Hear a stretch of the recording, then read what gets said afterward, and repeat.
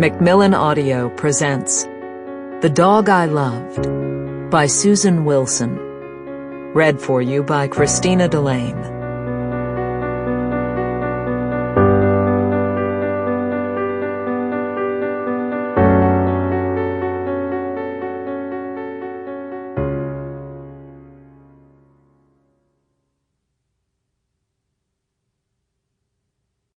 Author's Note. Earliest in its settlement, the area now known as Dogtown was once the Commons, and populated by settlers on Cape Ann who preferred the relative safety of the boulder-strewn highlands to the coast and its vulnerability to pirates and weather. By the Revolution, most of those who could had migrated to the coast, where the sea provided a better living than the difficult terrain best left to sheep. The land was deforested, Gloucester had become a renowned port, and the small village was left to those who were on the fringes of society, mainly women. Independent, doing whatever needed to be done to keep body and soul together, it was inevitable that the women, many of whom were widows of soldiers who had fought in both the Revolution and the War of 1812, came to be regarded as mad, cunning harlots and, of course, witches. The dying village became pejoratively known as Dogtown, as the widows were known for keeping dogs.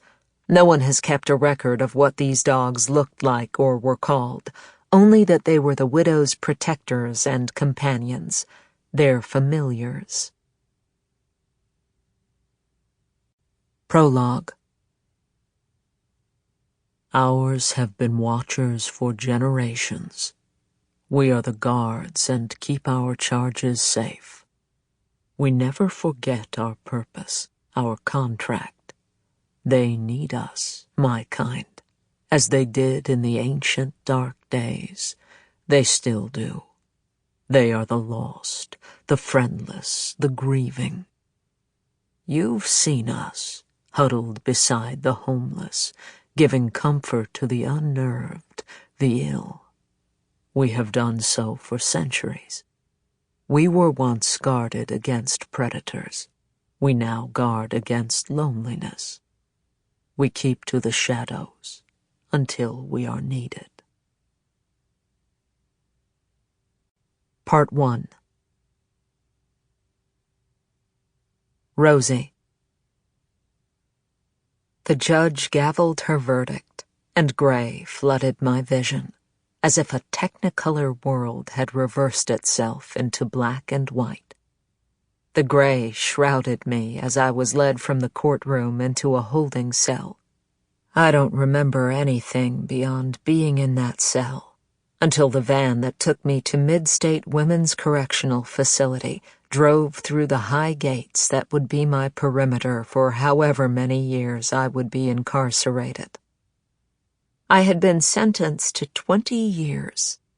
At my age, having then just turned 25, it might as well have been life.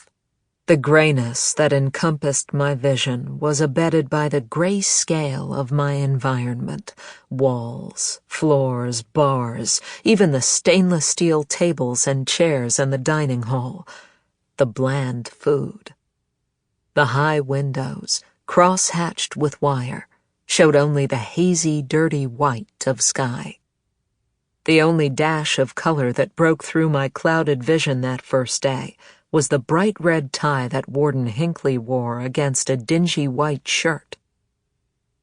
I was marched, hands and feet shackled, as if I were a danger to anyone, into the building, processed in every way as humiliatingly as possible.